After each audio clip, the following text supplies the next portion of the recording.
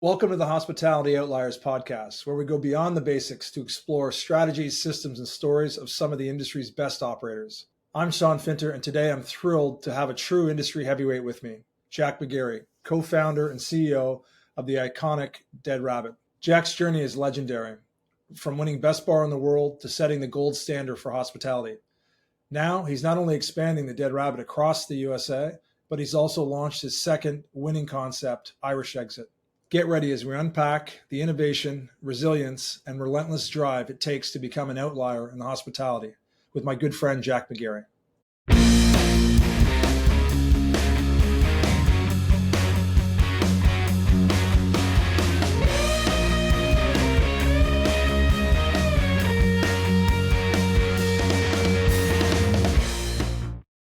Welcome, Jack. Thanks so much for joining us today on the new podcast. You've been on the old one, and now we got you on the new. So, welcome aboard. Thank you for having me on. I'm excited to chat about whatever it is you want to chat about. Where are you dialing in from? Looks like you're in a Kinko's. Yeah, I'm in New York for a change, so I'm flying back and forth between Austin and New York pretty regularly at the moment with the new opening in Austin. Yeah. I'm in New York this week and the guts of next week, so it's nice to be in my normal office. Yeah. Well, good for you, man. We're going to get to the Texas property in a little bit here.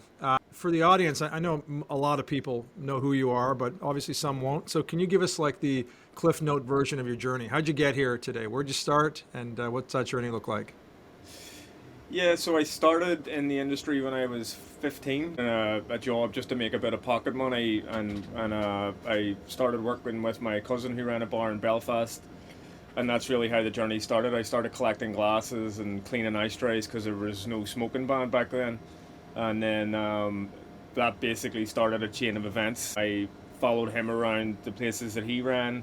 I got exposed to cocktails. I got exposed to different people. I ended up working in the Merchant Hotel with my ex-business partner Sean Muldoon, and we ran that bar together at the Merchant Hotel in Belfast, and that bar then went on to win a bunch of awards, and we attracted the interest of investors, and those investors wanted us to move to New York to open a bar, with the brief being create a bar that will not be here today and gone tomorrow.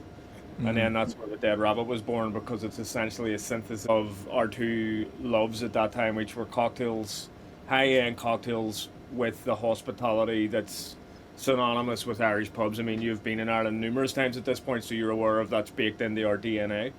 So Right. that's the output of that was the Dead Rabbit. And then fast forward 13 years now, we Wow. have another Dead Rabbit. We have another concept that we launched in a train station called Irish Exit.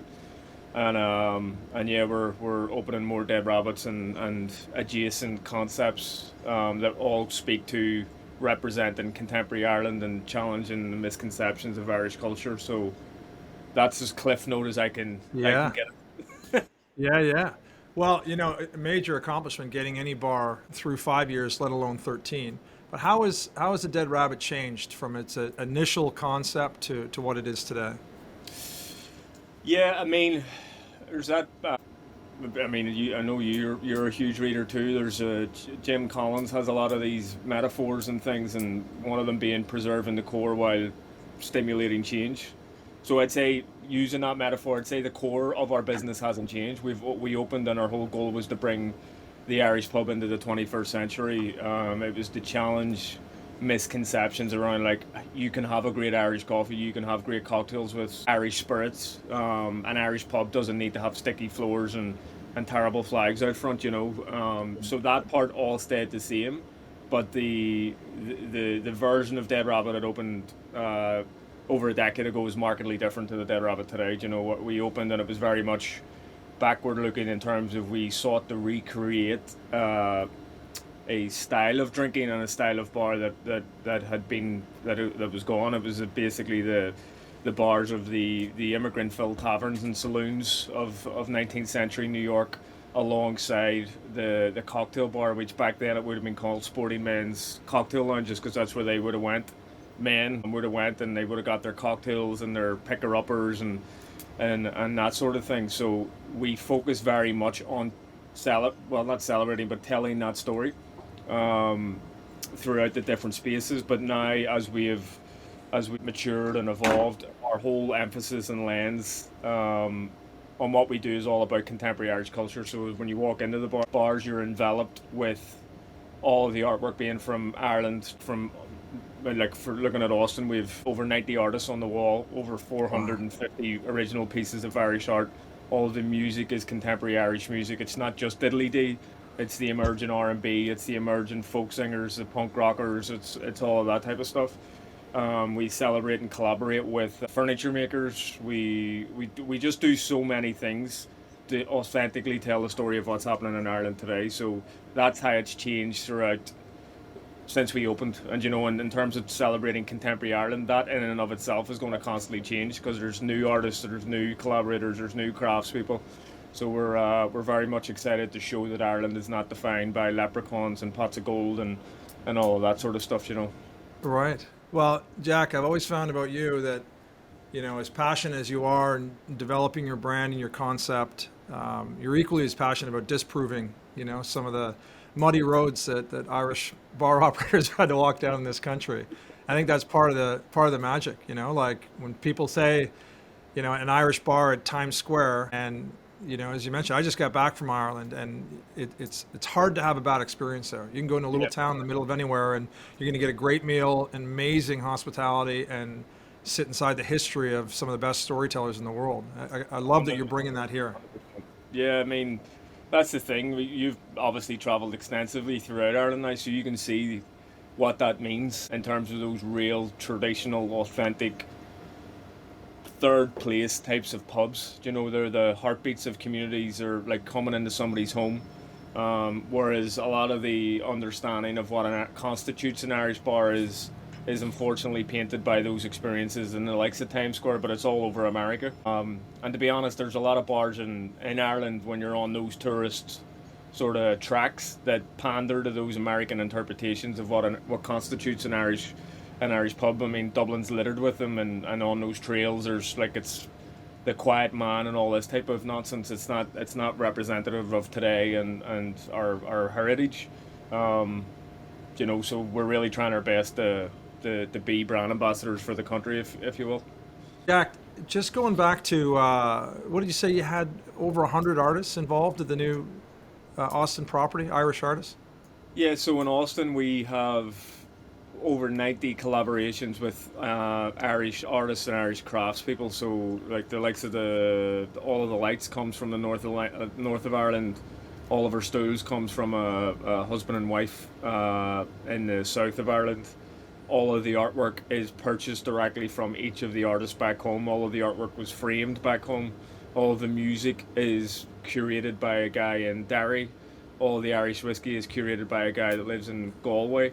Our soap is from the north of Ireland in the bathroom, and that changes every quarter. So you like even details like the soap, we try to Right. make sure. Like obviously, not every single piece of the bar is going to come from Ireland, but certainly the high value moments from a customer perspective. People normally don't think about soap. They just put a crappy marzipan or lavender soap in the bathroom. But that's another opportunity for us to tell a story or to make a connection.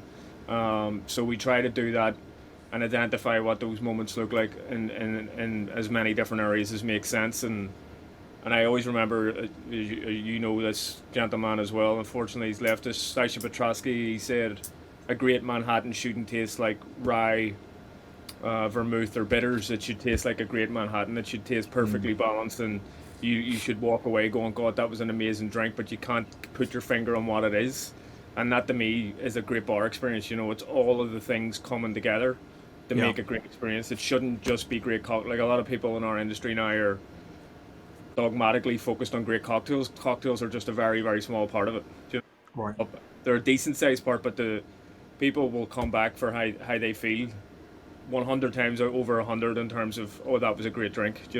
Right. Right. You mentioned storytelling there, Jack, and how you've set up these rooms to facilitate that. I was a couple of months ago. I was sitting at a bar with a bar owner, and he was expressing his disappointment in the new generation's storytelling capabilities. And I said, okay, maybe that's the case, maybe it's not. But I said, let's focus on you and your team and how you have set them up to be amazing storytellers. Like, what props do they have, and what training have you offered, and so on and so forth. And I can tell you that I think one of the coolest things about Dead Rabbit is that, it's very cool to meet Jack there and hear these stories firsthand.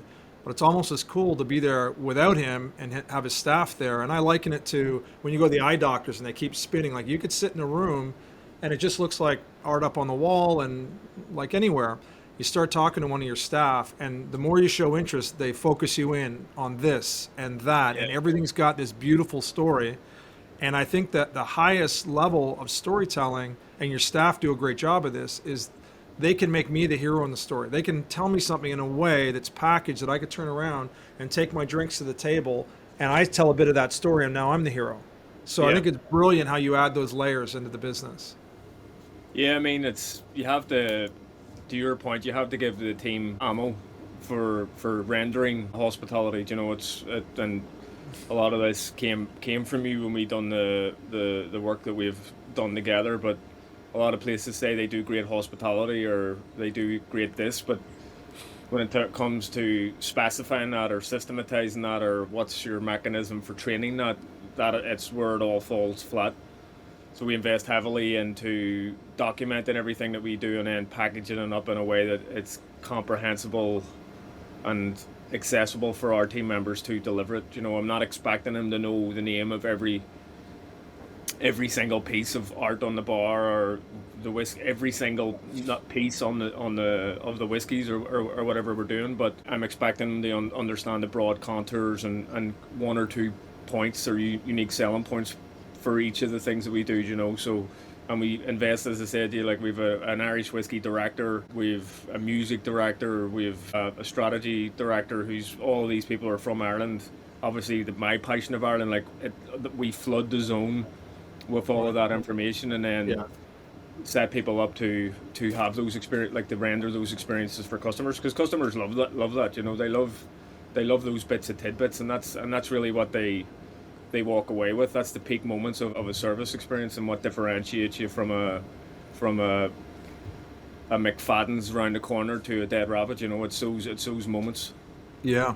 Well, you mentioned that your audience, your guests come back because of the hospitality, more so than the drinks, right? The drinks, anyone can serve those, but how you guys serve those and the hospitality you provide. How do you define to your staff what hospitality means? I mean, for me, when I try to zoom out as much as possible with these sort of, with the work that you do, you make it not abstract, but hospitality it's a multifaceted concept. It means a lot of things to a lot of different people. And for me, when I zoom out and look at it, like, why is an Irish pub such this enduring institution, and why is hospitality so hardwired into the DNA of Irish culture? It goes back to our early laws. The Brehon laws. It was actually codified as if somebody turned up to your home or your place of business, you were by law, you had to look after those people, and it wasn't meant to be a value exchange in the sense of here's X amount of whatever the money was back then for you to get that. It was just that's the way it was. And when we came to, and particularly now, obviously with the way everything's going, when we look to hire people, I don't really care if you've worked in the Connaught or Attaboy or what. I don't care. I care about what's in here and what's in here, because the training of making great drinks and being technically proficient and stuff, it's all trainable. It's not. I mean, listen, at the elite level, at the leading edge, it's elite performance, and it's obviously a very high technical skill, but it's the hospitality part that's very hard to train. You can train hospitality in terms of what your strategy is, but the person has to believe in hospitality in the first place. Right. So we really look out for that. And in terms of what that means for our team, we're looking for personalities. We're looking for characters. We're looking for people that you feel good being around. I always remember my mum talking about different types of people, and there was radiators and drains, and a drain was somebody that took energy away from you, and the radiator was something that brought energy and warmth to a relationship or to a room. And I that's like what I'm that. really looking for. I'm looking for people who are radiators and people who embody our values as a company. You know, they want to do things great. They want to evolve. They believe in service and the art of hospitality. And then the last piece of that is being transparent. You know, so I've no time for bullshitters. So if you don't know what you don't know, let us know and we'll work with you. But you have to you have to say it as it is, and then also how if we're failing to meet the mark as an operator, you know, if we're not giving you the tools or something in the business isn't working, communicate it, be candid, and let us know so we can all improve. So that's what I would say hospitality means to me, and the things that I'm looking for in people. They're the big pieces because all the other pieces are trainable pieces. Right. Well, I agree with you that, knowing what you're looking for and then being able to find it during the interview process.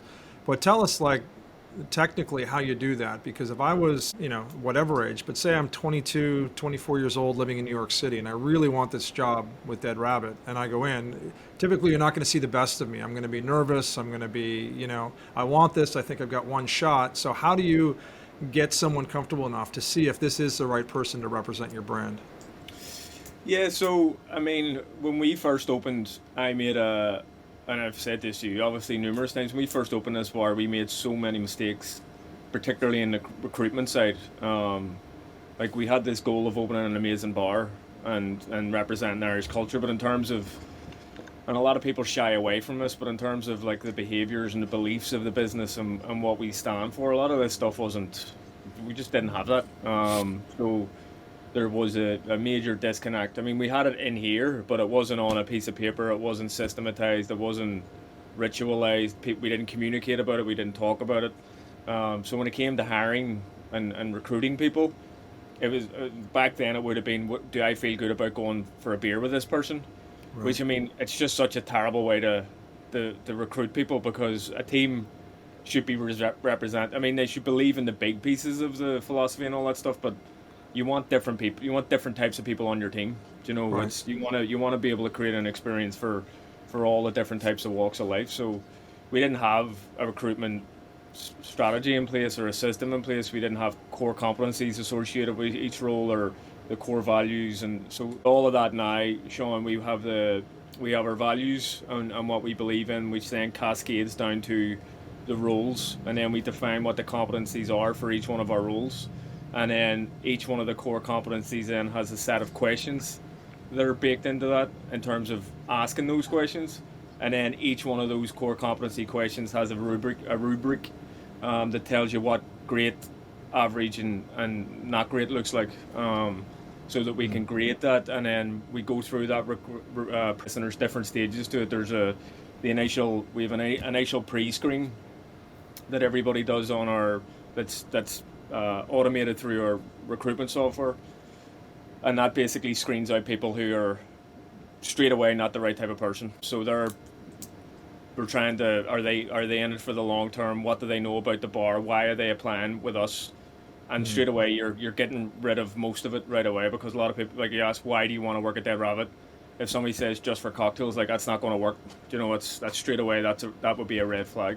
Right. So you get through that, then there's the core value interview, and then if you pass that, then there's a technical interview, because obviously if we're recruiting for a bartender or a general manager or something like that, you need to have an element, a good level of technical skill, but you're not going to get to that technical component until you pass the core value component. And then after all of that, they go into the trial period. So they get through our team, and then it's the team who actually makes that decision. You know, if they don't gel with the team, if the team aren't getting the good vibes, you know, then it doesn't go forward. But if they see somebody come in and to your point, to that person who's nervous and all that type of stuff, our team will care about people who are receptive to feedback, who are hungry, who are coming back every day and they're getting incrementally better.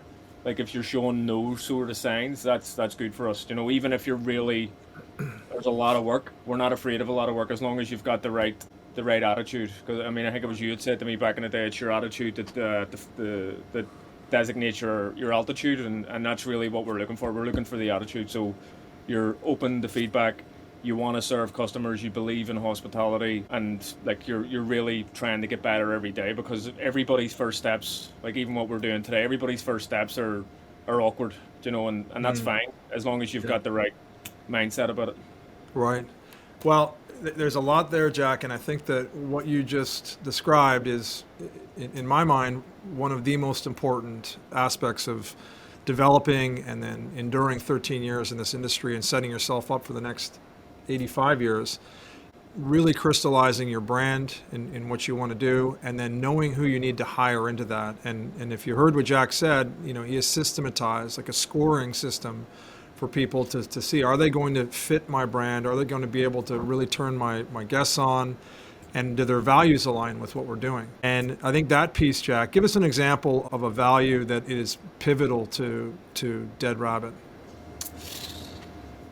So we've talked about hospitality, so it obviously would be a big one. We have, and again, we've done a lot of this work through you, so I'm obviously enormously grateful to you. And beyond the hospitality one, so we have this acronym that we call being your best. So what that means to us is being brilliant, being evolving, being service oriented. So service would encompass hospitality, and then being transparent. There are 4 big things, and there's a lot of sub things that connect to those 4 big pieces, but they're the 4 big pieces.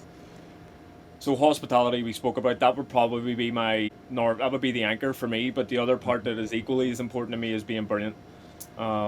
So many people walk through life, and I don't understand why this is, but they walk through and they like meander through life. They have no direction. They half-ass it. They just do the minimum amount to pass the day, and I have no time. Listen, everybody's life's different. Everybody's got shit going on, so I'm not here to write all those people off per se. But in terms of being on our team, to be in our team, you have to care about being brilliant. I've seen like I go to bars, and I mean, you're the same. You go to places and you see a staff member walking past a tissue that's on the floor. They clearly see it's on the floor. You clearly see that they see that it's on the floor, but they walk past it nonetheless. And I'm like, what the fuck are we doing here? Pick it up. And there's an amazing book I read about this called Broken Windows, Broken Business, and it's loosely based on the broken windows philosophy of criminality, which obviously has its own issues and negative connotations, but in the context of business and work, a broken window is something that it's not a metaphoric, like an actual broken window. It's like you walk into a bar and there's stuff that's on the floor that shouldn't be. There's chewing gum under the table. There's light bulbs out. The bathroom's a mess. The staff member puts the drink down and it spills everywhere and they don't give a shit about it, or they don't give you the cutlery. They don't check in on you. There's these things, to me, is all about being brilliant. It's all about giving a shit. It's about caring. It's about caring about your customer. It's about caring about your teammate. It's about caring about your community. It's the thing that I care the most about, that you want to be the best version of yourself. Because if you don't want to be the best version of yourself, you're not going to buy into our feedback. You're not going to care about our hospitality. You're just not going to care. You're going to do the minimum amount to get past. And we're just not that. Like, if you're coming here to be the minimum version of yourself, you're going to get eaten alive. Right. So when that does happen, I mean, we have a system, to your point, of recruitment, and it's definitely significantly improved our recruitment hit rate, but there's still people that get through, but those people that get through get eaten alive. So they self-select out very quickly, or they get managed out very quickly. So, but yeah, that would be my big thing. It's giving a shit and a genuine want to be the best version of yourself. Yeah, that's brilliant. I think that, it's the New York store is a well polished machine, but seeing you pop up in a new store in Austin, Texas is pretty cool. Different footprint, different vibe to the business, but still all of the things that you're talking about today. And when it comes to the people, what I didn't realize when I was a young business owner, I was really focused on my top 20%. The all-stars that I was recruiting, they were leading the team. I thought they were the horses pulling the wagon. We were kind of going along. As I got older, I realized that like the bottom 20% are the ones defining your business, right? They're setting the minimal standards, often sucking the energy because they're not getting the attention they need from leadership to either get them up or out. When Ali and I were out at your Austin opening, you see a guy like Aiden there kind of out from the New York store, leading the bar, full of energy and all that. And you'd expect that, right? Like he is a superstar. He was brought there to do that, and he's bringing this thing to life. But it's all the people I met in the back of house that I was like just blown away by their energy. I forget the gentleman who was in that windowless room doing the prep beside the bar. Adam, yeah. What's his name? Alan? Adam, yeah. Adam. He's Okay. he's our production manager. So he's a great example of someone truly behind the scenes, not out in the spotlight and everything else. Given the opportunity to say, hey, what are you doing? What are you working on? Man, he's just a fountain of knowledge. He's as passionate about what he's doing as what Aiden's doing. You know what I mean? Talking to the guys in the kitchen, the same thing, the excitement they had. And as you say, being brilliant at the basics, like they are experts at what they're doing and they're so eager to share that love. And I think that's what hospitality is, right? This whole cycle that's spinning through the business. Yeah. Listen, it even goes to I just walked past our cleaning team this morning. They're cleaning the front of the building, they're cleaning the sidewalk, watering the plants. It's every single piece of that, and a lot of Right. people don't give meaning to those types of positions, but every part of that is extremely important. It's extremely important that the picture frames are clean, there's no dust on the ledges, that the bar is spotless, Right. like all of these pieces connect to make a great experience in Adam and the kitchen, and that's we're wrestling with that whole piece now. To your point, like New York is very mature because it's over a decade in terms of its age. Austin's not even; it's just about to turn 3 months old, so that's still forming. We're still putting that together. We're managing the people who are on the bus, getting the wrong people out, because to your point, and I completely agree, a business is not defined by its A players. It's defined by who the people who are your worst performers or like that's really where it's at. It's defined by what service do you get a quarter to two when you're just about to close or when you just open. That to me, Right. like your first five guests, your last five guests, it's all of those moments that are to Yeah. me are the true depictions of where the business is at. Yeah. Well, so Jack, you walked us through, defining hospitality and your brand, and then hopefully selecting the right people. But I know you're also known for your induction program and setting people up for success. Can you tell us about that? What happens if I was that 22-year-old bartender that lands a job after several interviews, and now I get my uniform and I show up to work? What does the next few months look like?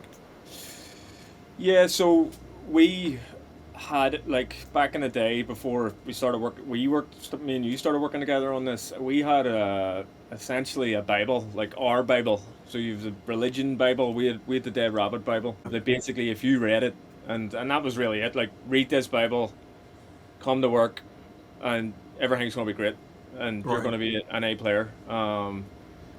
Which in retrospect is just so ridiculous. But that's where we were at. It was good in the sense that we were at that point beginning to document everything, but it was just the execution of that was flawed. So when we started working together, it was how do we then lay this out per team member to set everybody up for success over because training doesn't a lot of the times in New York City and across America and across the industry you do your week or two of training and then you're in and then there's nothing that goes beyond that. That's where you're at and there's no pushing or innovating or evolving. So we sought out to put every single aspect of that role in a learning management system. We use Rise that goes through the foundational aspects of the why of the business, the values, where we want to be, the history of the company, what we believe in, the customer pillar experiences, and then obviously there's a whole regulatory side of that, so your handbook and all of the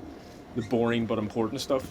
Right. Everybody is clearly understands what we stand for, why we exist, how life is going to be in this company, what great performance look like, what not great performance looks like. If you're not performing, what does that look like? Like what's that whole process? And then we get into the actual technical components. So for a bartender, to your point of a bartender, we start off and we talk about the foundational aspect of bartending. We go into hospitality first and that deep into that, like what is our hospitality philosophy, and then we go into actually making drinks. So the foundational aspect would be what we use round building, which I know I'm looking for the book here. I think somebody's taken it, but there's a book called Round Building that it's a method of making drinks that was popularized in London. So we teach that in terms of here's how you build a round of drinks to serve each one of those drinks perfectly. Mm. And then we go into the world class serves of everything that is super important to us. So the Guinness, like we do in Austin, we did a day just training Guinness. which bartenders couldn't believe. They're like, "Oh, we know how to serve Guinness," and I'm like, "You guys haven't got a clue how to serve great Guinness. You haven't got a clue." So we had the Guinness ambassador came down to speak to that. We poured Guinness all day long to get that right. And then we do that obviously with the Irish coffee, with our signature drinks, and then we go into classics. We start going into the history of cocktails and the broader kingdom of mixed drinks. We go into what constitutes alcohol, how is alcohol made, and then we use that as the funnel to talk about all the different types of alcohols. So your gins, whiskies, different types of whiskies, like different types of agaves, all like the whole gambit we go through. So that basically is laid out for a year. Some people do it way before a year because they just go all in on it. But that's pretty much it all laid out. And there's reading lists. There's things that we recommend you do. That's extracurricular, because my whole philosophy is you have to understand what happened yesterday before you start interpreting what happens tomorrow. Because a lot of these bartenders today, specifically speaking about bartenders, they want to become a bartender right away. They want to bypass all that foundational knowledge, and they want to start making their own drinks, and they haven't got a clue. A lot of times they're making these drinks and they're being presented to me, like the younger team in Austin, they're presenting me a drink, and like that drink was created in 1920. Right. It's like, well, you can't do this unless you know what came before you. And then the last piece of that for the bartender, Sean, would be how to create a drink. Like, what are the best ways to approach drinks creation and R&D and understanding flavor and understanding the typologies of mixed drinks and all of that. So that's what it looks like for us. But that would be what I would call the hard piece. That's on a computer system. Alongside that, you're working with our team, and our team are essentially, like, if you're not operating, our team are going to talk about it. We have a 360 review cycle that happens twice a year.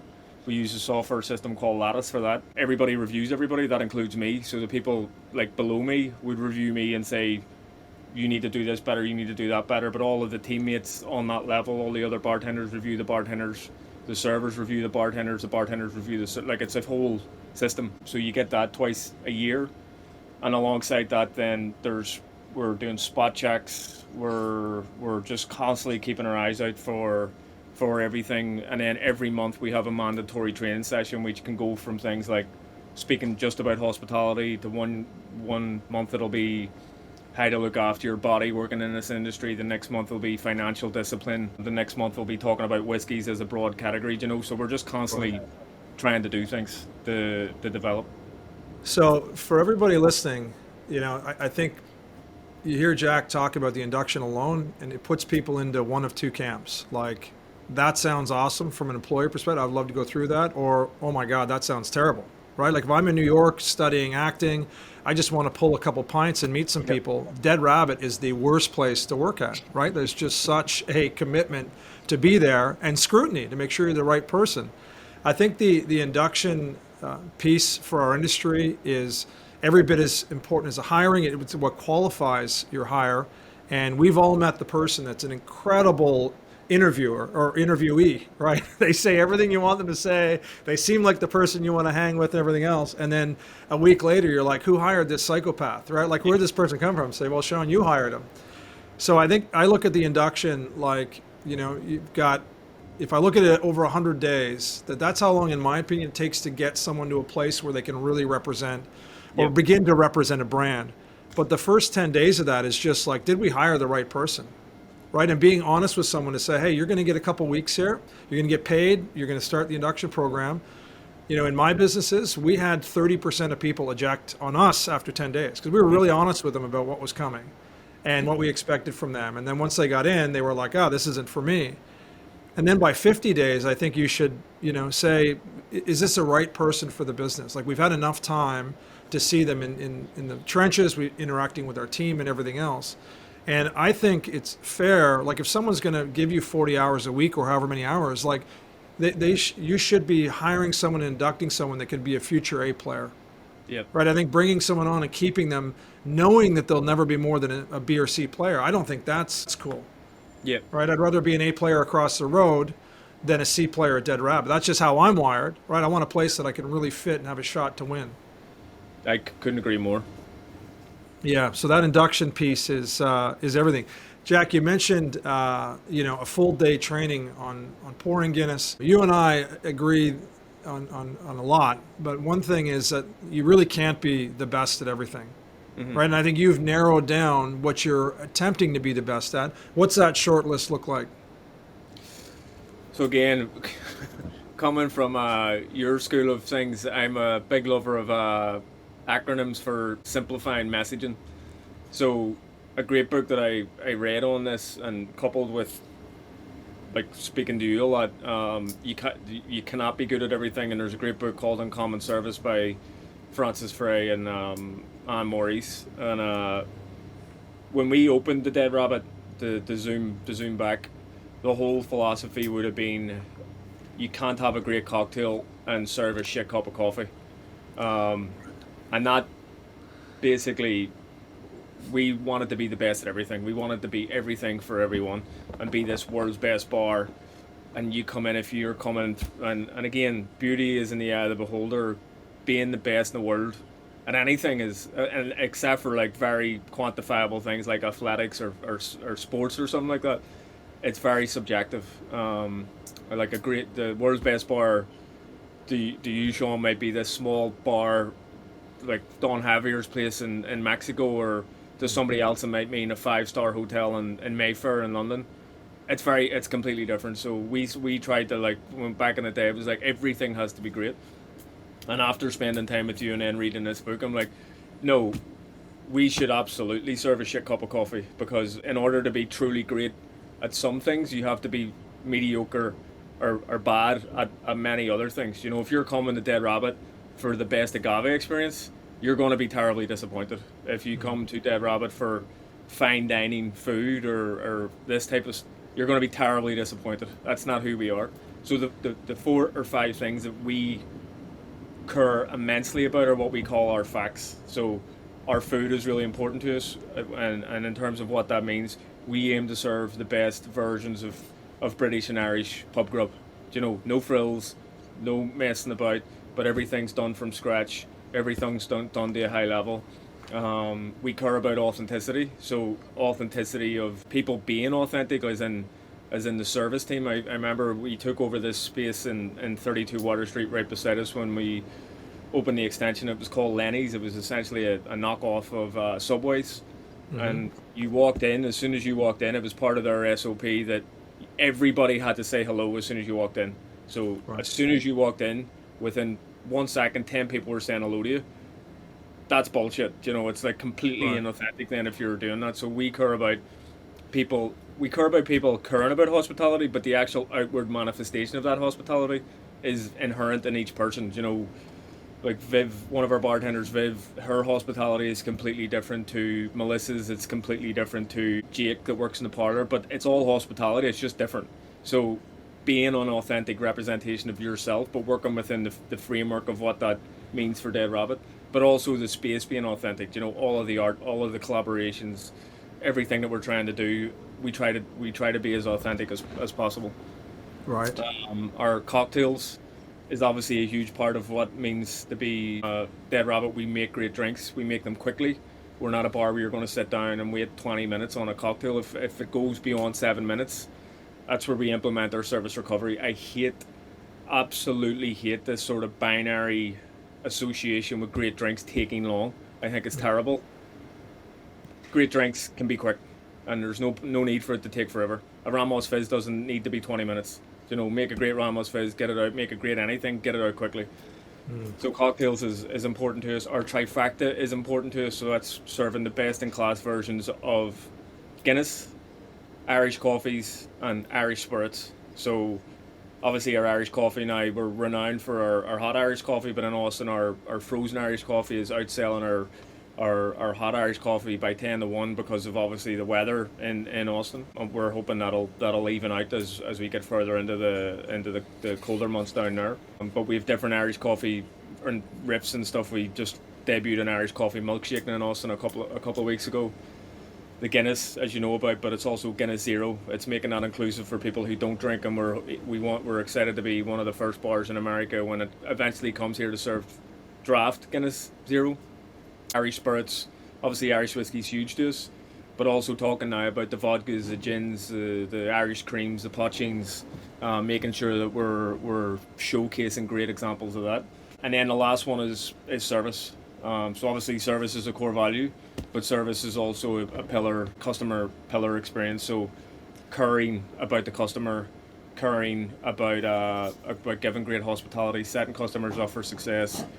That piece of an Irish pub. People come in here, Irish pub. One of the big things they think about: hospitality, accessibility, comfort.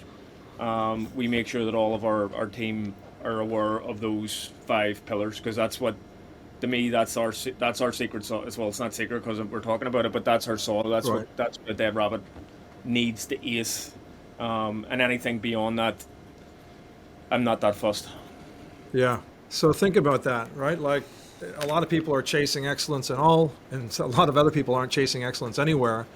I think for me, looking at Dead Rabbit through a lens of a customer and people that I know that go there and will call me after they visited, I think the coolest thing is, like, everyone expects you guys to be great at cocktails. You've won awards for it. That's what they've heard. They've seen the pictures online and everything else. The number one thing that people say to me after going to Dead Rabbit man, have you eaten there? Like, the food's unbelievable. And I think having that 1-2 punch that someone doesn't expect, right? Yep. Like, and anyone who's, like I said earlier, anyone who goes to Ireland would expect you to have great food, because Yep. almost every place I've been to in Ireland does. But the fact that most Irish bars do not accompany that with great food, Yep. I think is that surprise 1-2 punch that people are like, wow, this is next level. And a lot of people Yep. say, I go back there for dinner as soon as I go back there for cocktails. Yeah. I think that's 100%. 'Cause it's a given. Great drinks at the bar is a given. I'd actually say great bars in today's world is a given. It's a prerequisite. Everybody does great drinks. Whether you're in Katana Kitten or Super Bueno to bars in Miami to bars in Arizona, like, you have to do great drinks. That's the baseline. It's everything else beyond that now. Yeah. I just want to go back as the example to the pursuit of greatness at a specific product. And I know that you're very passionate about Guinness. When I talk to businesses that feel they're struggling to get on the map and be known for something, the focus is often on the tip of the spear, like, my servers don't do this or my staff don't do that. And I think it's really important to zoom out and realize we got three very distinct parties here without even getting your suppliers involved. But there's what the ownership or senior leadership of that business is doing to set this up. There's what your leaders that run the shifts are doing to bring it to life and keep the standard and keep the coaching going. But if we look at your pursuit for Guinness on the ownership side, obviously you have a relationship with the source, right? So I think that's important for resources and training and so forth. But talk to us a little bit about what you've done in the store to make sure that your team has a chance to put out remarkable Guinness. Yeah, I mean, I completely agree with your point. Like, any problem in our bars, I hate, and this is a thing that I see a lot in our industry, that it's like an abdication of responsibility. So a hire doesn't work out or something happens, people absolve themselves of responsibility, and not anything that happens in our four walls. I'm like, I need to own that. How do we eradicate that? How do we make that better? It ultimately comes back to me and our team, because we're the ones that set the tone there. So when we opened, to your point of Guinness, we focused almost exclusively on cocktails. Yeah, we had Guinness. We didn't serve Guinness in the parlor. But when we opened, we didn't care about Guinness. It was like, we have Guinness because you have to have Guinness as an Irish pub. But when we opened, we were starting to get nailed for how poor our Guinness was. And we were starting to get nailed on how shit our food was. And we were starting to get nailed on the fact that we didn't know anything about Irish whiskey, but we have all these Irish whiskies on the bar. And I am obsessive in terms of listening to feedback, like our customer reviews. If you look up any of our businesses, you will see I respond directly to every single review that I need to. So if somebody gives us a detailed review back saying it was great, I'll respond to it. If somebody just gives us a 5 stars and doesn't say anything, I'm not responding to that. But mostly I've obsessed over the 5 stars I expect, the 4 stars I expect. That's not going to, I thank people for that, but that's not going to help me. The ones I focus on are the ones that are below 5 stars, or Right. they say something wasn't good, or I obsess over that. So when we get this feedback about our Guinness and and all of that stuff. I'm like, right, so what does the best at Guinness look like in the Right. world? So my whole thing is find the person that's the best, what makes them the best, and then how can I use that to shape what I care about or what I'm passionate about. So we went to Ireland. We toured. I think we've pretty much been to every iconic Irish pub in Ireland, which there are hundreds. And one of the bars that we thought did the best Guinness. And again, the best Guinness in Ireland is a very contested thing, and Right. everybody cares a lot about Guinness. So I don't mean this. There is many wonderful bars serving amazing pints of Guinness, and the differences are really marginal. But Well, the place that we, Jack, you might be surprised that when we were over there recently, I was in 12 different pubs that claimed to have the best Guinness in Ireland. Isn't oh, that amazing? that shocks me. It's like New York people saying they serve a slice of pizza. Right. So the place that we had, and there's a psychological component of this too, Sean, as you know with anything else. The first bar, one of the first bars we went to in this trip was the Gravediggers in Dublin. We got off the plane. They opened the bar. This has been in the family for hundreds of years. The newest generation, or the current generation, opened the bar early for us, and he served me, Sean, Alan Kavanagh, who I know you know, Rebecca Dooley, Elaine Hiller, photographer. I think that was it. So there was a bunch of us in the bar, and I would just stop drinking at this point. So this is like 2016 or whatever. So I asked for a Diet Coke because there wasn't Guinness Zero at that point, but he serves the Guinness. And you could just tell by looking at it.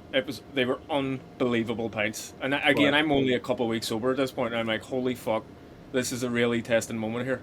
Right. Uh, but like you could just tell, and even the sound that it made when it hit the bar top, it had Yeah. that hollow. It just so I actually had to walk out of the bar because I'm like, this is too this is too much for me. But when I came in, you could just tell, and Sean was like, that's the best pint I've ever had. Everybody said that they were just pure pints of cream. Right. We then used that as like, right, what do you guys do to make that happen? So he talked about the glassware cleanliness. He talked about allowing the kegs to settle once they're arrived at the bar. So because there's obviously a lot of shifting when the keg comes in, but letting it fully settle. He talked about the gas mixes. He talked about obviously the cleanliness of the beer line, all of those types of stuff. But the big thing we got was the cleanliness of the glass, and then obviously training the team, and I'll get to the training the team part. But the Yeah. cleanliness of the glass. So we have dedicated glass washing areas just for Guinness glasses in all of our bars. So they are cleaned with chemicals first, and then afterwards they are cleaned. It's just cleaned with hot water, and then they're allowed to air dry. So when you go in to well over 90% of the places in America, and to a lesser degree in Ireland, because a lot of pubs don't serve food in Ireland. There's a few, but and they're growing, but there's not many. A lot of these places that serve food will put the glasses with the dishes, or they won't treat the glass as well. And there's basically dirt and debris inside the glass. Obviously, very minuscule, but it's in there. So when you get a pint, you'll see that it's blotchy, like it'll stick to the sides of the glass, and it looks like it just looks blotchy, and you can tell that's grease and debris in the inside of the glass. So that's really bad for the foam of the Guinness. It's really bad for the taste of the Guinness. So that was one thing we implemented right away, because all the other stuff, beer cleanliness, the mixes, and all that stuff is all stuff that we did. And then we obviously have a beer box that's lower just for Guinness, because the Guinness should be warmer than lagers for that creaminess. And then the last piece of that was training the team. So we trained the team on how to execute that pint of Guinness, like the perfect pour, the domage, the thickness of the cream. We're religious about that. Like, I mean, it's the religion to us. If people come in here and they serve pints of Guinness that don't look right, it's poured down, we go through it. And it's like in Austin, it's only, what I said, 3 months old. It's only, I'd say, in the past 4 weeks where our Guinness has actually got to a consistently great level now. Whereas before it was episodic. It was one good pint, one not great pint. Now we're really on the right lines because of that. The like there's so many different aspects of it, but it's got to have the perfect head. It's got to be meniscus, so it has to have like a nice dome. The Yeah. glass has to be perfectly black. So when it's the black and white, that has to be perfectly black. That means the glass is clean, no bubbles on the head. And then obviously the taste is the taste, but if you're getting a bad taste of a Guinness and you're doing everything else right, that's because you have a bad keg or your beer lines. But Like that's the easy part, but the pour is essential. Right. So we obsess over. I mean, you can clearly tell we obsess over that. Yeah, yeah. Well, that's the point, Jack. That when people say, I want to be the best at X, whether that's a grilled cheese sandwich, whether that's a pizza, a pint of Guinness, I always go back to how committed are you to your commitments. If that's your commitment, and then we think about like a pipe, right? We got to start with good supply, good ingredients, and at the end of it, something's going to come out of that pipe. But on the journey, like the ownership, what's your role? Are you pinching the pipe? Are your leaders, are your people that run the shifts pinching the pipe, not holding the standards, not working with the staff? And in Jack's case, he mentioned, having a special area. Imagine New York City. These are tiny. Well, the back of house is tiny. He didn't just find a place that had this special Guinness glassware. Didn't you remove a prep kitchen to put Yeah, that we in there? removed the kitchen. Yeah, we removed Yeah. the kitchen, put it in. Yeah. Right. You tore things out to be the best, in pursuit of being the best. So when you wonder how some people, get to that level and maintain it, it's because a lot of work is happening behind the scenes to drive that through. Jack, that pub that you just mentioned, it was one of my first stops in Dublin recently, is Gravediggers, right? Gravediggers, yeah. Well, the Yeah. bar's called Kavanagh's, but in Ireland it's called Gravediggers because it's right beside the one of Dublin's graves, and that's where the people who dug the graves, that's where they went to drink after they dug the graves.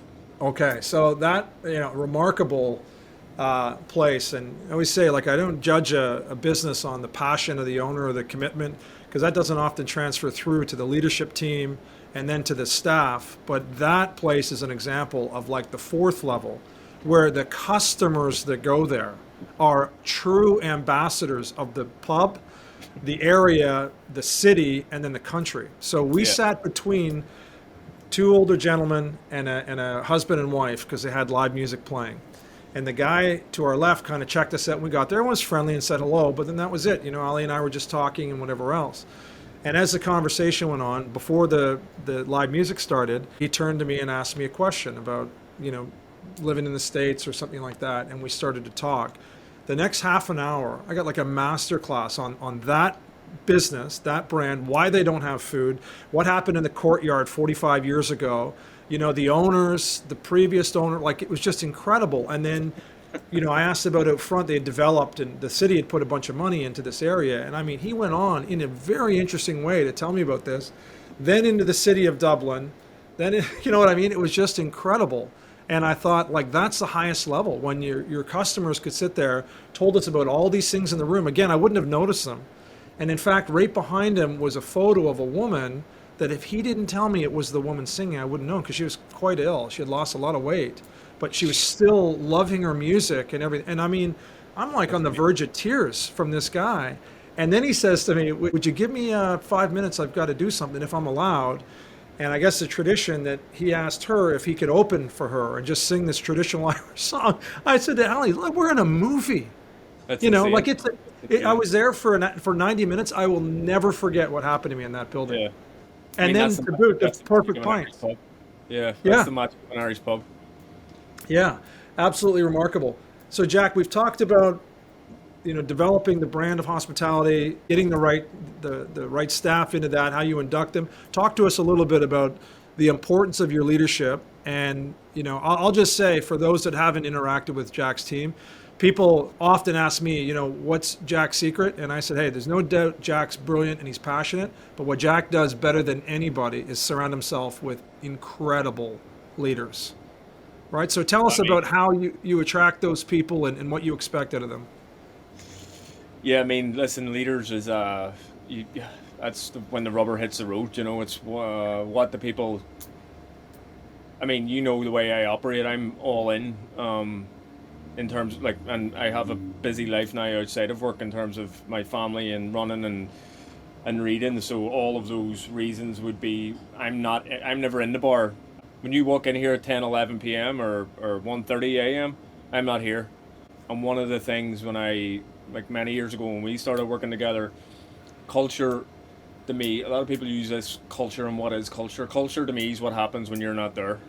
So what happens when you're not there? Who are the culture warriors or your culture champions? And that's always going to be leaders. Leaders are the people who decides what stands in a culture or what's tolerated in a culture, how it actually is formed and and shaped. Always believed in working with people who believe in what I believe, giving them the tools to succeed, holding them to an extremely high level, um, in terms of what I care about, what the business should care about, but also like, again, I put that back on them to hold me accountable too. So I've been very fortunate in my time in this industry.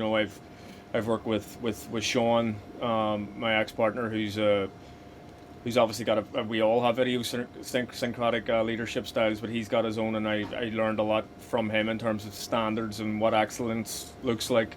Um, so I absorbed a lot of that, but now moving in to where we're at now, I care passionately in people who, particularly leaders, like leaders have to be hospitality oriented first and foremost. They care about what we do, the service. They care about the mission in terms of this new style of Ireland, and showing in an Irish pub can be more.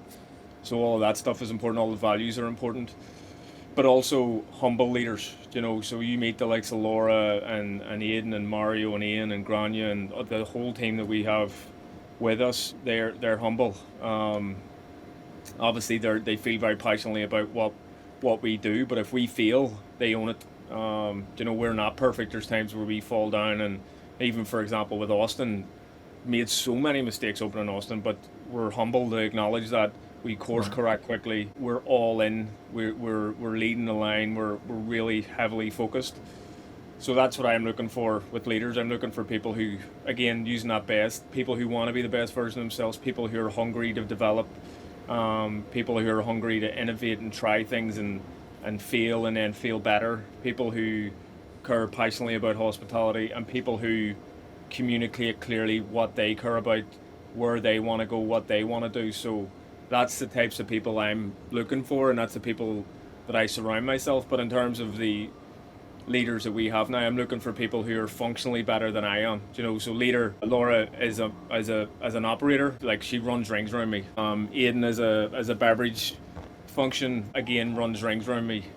So I want to work with people who are better at the specific things that they are the best at that specific thing, but they care about all the rest of the stuff that I care about. That's the type of people I want to work with. And as I said, I think the key to any of the leaders that we have, I give people tremendous autonomy, space to do their job, set them up for success, and I won't be up in your shit unless I need to be up in your shit because the job's not being done. So our leaders respond to that. So if I'm in your space, it's because the job's not being done. And obviously with the leaders that we have, I've had to be in their spaces in specific inflection points.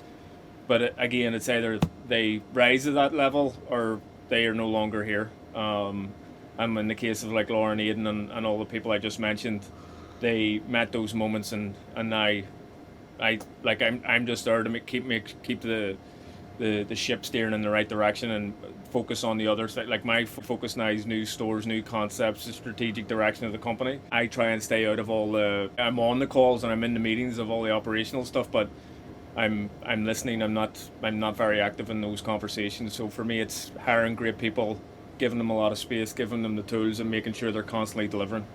Yeah, well, I think that's great advice, Jack. And a younger version of me, I got addicted to being the smart guy, the guy with all the answers. And what I realized is that like amazing people like Laura don't work for people like that, right? They want it, they want the feedback that they need, and then they want to be left alone to do their art and run your business for you. And I think that that's a more mature version of a leader that gets out of that micromanagement and lets people, you got to trust people and you got to be there to help clean up a mess when they break things, but they'll learn and grow. And I think I see your team doing incredible things. I got two last questions. I just realized what time it is. I hope I'm not holding you from your next appointment. I always enjoy our chats, mate, so you can crack on.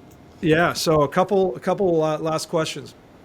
I think a lot of people that I talk to out in the market, they're kind of stuck in this hospitality. They think their brand has got, we're in our 5th year or 6th year, and I'm remind them that there's businesses in their 150th year, right? It's not necessarily, but if you were to advise someone who feels that their hospitality program inside their bar or restaurant is stuck and needs rebooting, needs revitalizing, what would you suggest they do? What's your advice for them? So that's a tough question because I've never been faced with that because I'm constantly. I guess my point to that would be you've constantly got to be on the lookout for where the puck, you're obviously Canadian, where, and using the hockey metaphor, where is the puck going? Right. So that's the first thing. Constantly looking at where things are going on a macro level, on a micro level. I'd say even cycling back to that, like a lot of businesses nowadays don't have a point of view. It's like they open an Irish pub, but it's an American who doesn't give a shit about Irish culture or so a point of view to me, you can know what I believe in. Like I'm not going to be tomorrow opening a French place or a Canadian place because that like I don't give a shit about either one of those cultures, and I'm not from there. And other people should be telling that story, not me. I care about what I care about. So I have a very focused point of view. I'd say that's critical. You have to know where you're putting your flag. Right. So what do you care about? What are you passionate about? Where do you see that you can make a difference in? That's what I like. That would be my number one advice to anyone. And then beyond that, it's read, research, experience the world, experience different cultures aggressively. And I know you're a big advocate of that. I go to as many different places as I can, and then see how does that work in my context. I read as much as I can. Like I read 70, 80, 90 books a year for that specific reason. How can I use these books? And I read across the board. I read today about Irish women in sports. I read last week about somebody building the Brooklyn Bridge. A lot of these things aren't connected, but I just I just let my curiosity take me where it takes me, and then research your market or your industry aggressively. So I do a lot of these different things to give me inspiration. And then the other thing I would say, most importantly, beyond having a point of view, feeding your soul and like feeding your brain, it's giving yourself time to think. A lot of operators and business owners, they do these and it drives me round the bend. I seen a very well known person in our industry a couple of years ago, or maybe a year ago, say I worked on average 110 hours a week or something like that, and everybody's like, "Oh man, you're the best. You're so cool." I'm like, "What a crock of shit." That is not something to be proud about. If you're working that amount of time, you're working for your business. You're not working on your business. Right. So you have to give yourself time away. Like I believe every person in this industry or in any industry has like 50 to 60 elite hours a week of actually performing on your specific function. Beyond that, you have to read, you have to work out, you have to give yourself time to think, Yeah. and synthesize all that and see where things are going. So there are some of the things that I would definitely advise people to do. You have to take time out and come back to improve things. Like there's that formula, stress plus rest equals growth. You have to really focus on that stuff. Right. And nobody's going to do it for you. And listen, I've been to your amazing sessions and your stuff, and people are coming and looking for this pill to make all their Yeah. problems disappear. You have to work it. You have to do it. Right. You're going to listen to this podcast. All this great stuff is said.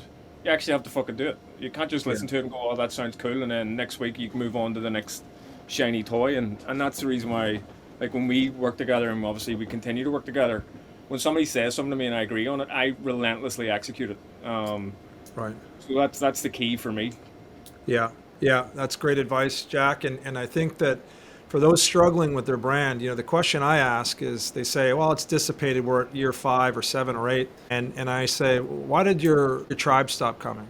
Right? You're telling me that the city stopped coming? I don't know if that's true or not, but why did your core constituency stop coming? And I think that's where the answers are, right? I worked for a guy years ago who put this formula in my head that just makes so much sense. He said, if we deliver our brand of hospitality at a level of excellence and just with our energy and bring it every day to work, he said 20% of the people that come through the door are going to be blown away. They're going to become our tribe. He said 60% will really appreciate it, and they'll become regular customers. And 20% will hate it, right? If we're too opinionated, if you're too Irish, if you're too this or too that. But he looked at us and he said, I fucking love those numbers, right? Those are great numbers. That means 80% of people, if we live our brand, will appreciate it. And looking at you, and the way you set up these stores and the way that you induct your staff and talk about, organizing your tribe, not just letting them experience Ireland in Texas and in New York State now, but I'm seeing online like you're taking your tribe to Ireland. Like you're literally bringing your tribe. Tell us a little bit about that. Yeah, so we done a tour a couple of years ago. We actually done a tour when we restructured the company, to really lean into this, what is contemporary Ireland, and challenging these misconceptions. So we took over a bunch of journalists to show them. I mean, you've seen it now. Like Ireland is not, it doesn't fit that model that a lot of Americans have. There is a part of that, obviously, but there's so much more now. So we wanted to show them the makers, the people who are shaping and leading and innovating, in this version of Ireland. And I was on that trip that we paid a good chunk for, and the Irish government paid another chunk of, for these journalists to write about what modern Ireland encompasses. And it was on that trip. I'm like, we could actually do this as a trip, you know. And I said right off the go, like, to your point, like, we're not making money. Any money that we're making off of this is literally paying for the videographer and the photographer to take shots of the people Right. who are on the trip, Right. so that we can use that artwork to hang in different places that we like, different bars and stuff like that. So we're never going to get rich off that. But I said to Mark, who's our director of Irish whiskey, and he is so passionate about Ireland. Is every bit as passionate as I am. And I'd be like, would you be up for this? Like, to lead this? Because he was our chaperone of the entire trip, like making sure. And that job's a thankless job. Like, obviously, it's fun when you're doing the itinerary, and like, you're booking rooms, you're booking flights, you're making sure Right. people get out of bed at the right time, obviously, which is a tough one considering people love getting after it in Ireland with a couple of pints in them. Right. Um, and I was like, would you be up for this if we sold this as a tour, like tours of Ireland, because we have Spirits of Ireland where we talk about this, like, we have all these different sub brands that do different things for our mission. Maybe like, yeah, I love that. So that's where it started. And we, obviously, this is for the top. It's like the top, not the top 1%, but it's definitely a higher ticket item. Like, it's not for somebody who's on a budget, who's going to Ireland and Right. interrailing or staying in hostels. It's for people that have money and want to do the nice things. So Yeah. we capped it at the first tour. So the first tour is happening that's happening this month at some point. And we capped it at 16 people. I think it's $6,000 or $7,000 to go. But you're going to eat the best food. You're going to experience the best of Irish culture. You're going to meet the main people. You're going to see the arts, the music, the scenery, obviously, all the sort of prerequisite stuff, but all the stuff that we care about in the bar. You're going to experience all of that, and we're going to be breaking it down of it. So this one booked out. We sold it completely out. Uh, We're already organising the ones for next year. I think we're going to do one or two next year, and the ones we're focusing on next year are Dublin the Belfast part. We're this time we're focusing more south. But yeah, it's exciting. This is your point. Like, we're giving people a chance now to experience our Ireland, the Ireland that yeah. we're trying to showcase. And as I said, listen, we're never going to. This isn't going to move the needle for us, but it's another fun way for us to tell that story and engage our, like, resources as a company in a fun way. So I'm very excited about it. I'm excited to hear how it goes. And another part that we're doing, that we have what we call an Irish Whiskey Genius program that Mark oversees. We modeled that off the Apple Genius bar, like the Genius bar, and Okay. we wanted people. So when we opened, to the point I made earlier in the podcast, we had these like 100, 200 bottles of Irish whiskey on the back bar, and nobody knew anything about them. So then it was like, right, let's build an education framework and make people that work in the bar Irish whiskey geniuses. So the prize of that program is that we fly you to Ireland, and then Uh, obviously we speak to our partner, like the whiskey partners, and getting people about Ireland and accommodation and stuff like that. But you get the experience Ireland, like the team members who pass that Irish Whiskey Genius program, and it's intense. Like, it's like bar five level of intensity. So if you pass that, then it takes about a year or so to pass that in and of itself. We'll fly you over. So next year we're going to be doing the first one of those trips. I think we have three Irish Whiskey Geniuses right now. We've one in Irish Exit and two in Dead Rabbit, New York. So we're waiting until we get to like five or six, and then we'll do that as one trip. But that again, Mark will oversee, and they'll go to all the distilleries, all the pubs, and that creates then the internal tribe. You have the external tribe and the internal tribe. So yeah. your advocates there, and I'm excited for when that happens, and then to see the team members who have experienced Ireland talk to the customers about Ireland. Because there's one thing like me saying about how cool Ireland is and all this cool stuff, but I don't need to sell anything in Ireland when you're in Ireland. Ireland sells Right. itself, you know. Yeah. So I'm excited for that next part of the journey.